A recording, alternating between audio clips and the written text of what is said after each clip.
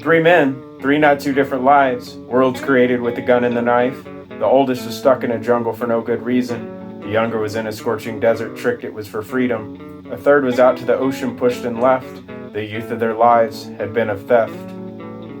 The oldest man was struggling through his fading age. He'd been created in hell and now felt like he was in a cage. Nothing tasted right anymore, and nothing smelled the same. Is it normal to wake up in a sweat after a dream of fire? Will he ever sleep again, or will he always be awake, roaming the sidewalks thinking about his estranged? His hat says identity, but his eyes said blinks. When he asked for help, everyone said, no thanks. It's a problem, man. My life burned up in the grass. I regret that all I did was try to please the top brass. If it wasn't so hard, my knees would still bend. I'd return to the jungle where my ancestors lived. The thought of a plane or a traveling car to that place raised up an anger and a thought of repentance. It feels good to be free, says the band that had played. He forgot to skip, and with his whole being, he had it paid. When he struck up a match to light the sweet leaf, his entire life came by and called him a thief. If I could go back and talk to the past, I'd tell it to find a new person to torment and a new ideology to fight against. After all, nothing is worth oppression and the causing of misery, and the megaphone blasts what he doesn't like or want to hear. He met the salesman with extremely large eyebrows, who was hostile to the fact that he just wanted to browse. But hey, he'd coolly show you all the new machines. He'd be very agreeable with you if you had the means. Choose from the selection, after all you know what is best. I've got a few recommendations though if you'd like to select. I care nothing for laws, just my paycheck. Business is business, forgot my lighter, here's the key. He spins the metal top round, round, and round, and when it stops, you bring the hammer down. He was a middle-aged captain. Everybody saluted him, even those that didn't like the color of his skin. He wanted to know his future, but the tarot reader had fallen asleep. To kill the time until tomorrow's thundering rain, with all his pets he rode around in the back of the van. He takes a break and asks, is it okay if I sit here? The rabbi says yes, but the service begins in an hour. The captain says I'll be long gone by then, like the Mayflower. By now, the captain's just simply afraid of the water. On the earth, he lives like a squatter. He knows now that humanity can't trek further than it's supposed to. If I could just stay in one place and try to anchor down, I'd see there's nothing wrong with having no fear. It cripples every moment and movement you once could compose. Sorry, we don't have, says the impatient waiter. That's okay, he says. I wanted something greater. The waiter nods and fetches something dark. The captain looks down and asks, when did it get so stark?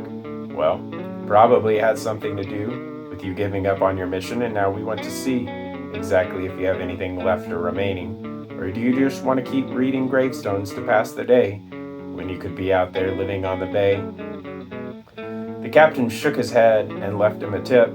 He knew the only thing left now was to get on a ship, preferably one with a large gas engine, no relying on cells, since those can blow away and run everything you have. The captain stares out into the ocean and wonders where's his son. He looks at the names on the column and doesn't see him. Now the anchor's pulled away and the ropes have been untied, while the captain's just wishing that he hadn't already died. The youngest man had been dirt breathed into, but ever since then his life has been turning on a screw. Now he just spends all his time watching video screens and telling people, no, you can't go in there. And a voice so disgruntled it barely counts as language. Yeah, that's all you're good for, to be a bully and a brute. An insensitive but marked off soul yelled in his direction, who had tried to get through without any protection. Is it normal to oneself despise, to look in the mirror but not greet your own eyes? He goes home to the same place that hates him. The whole husband thing isn't working out, and I don't have good news about his job as a father. He goes out on the lake and then swings some clubs.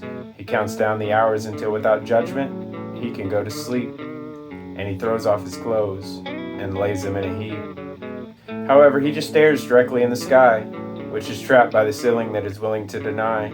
He gets up to wander and get another drink, but everyone tells him he's making too much noise. I'll show them someday, he says with a limp, knowing nothing will come from an empty threat. How can you simultaneously be considered a scourge when you are at the boundary of being submerged?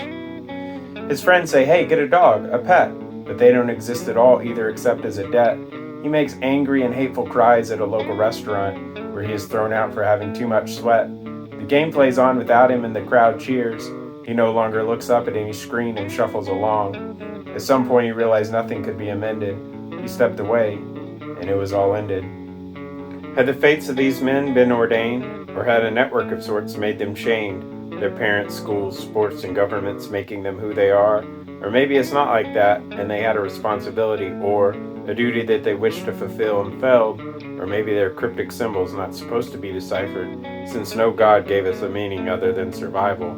Who else can we blame for our sudden arrival?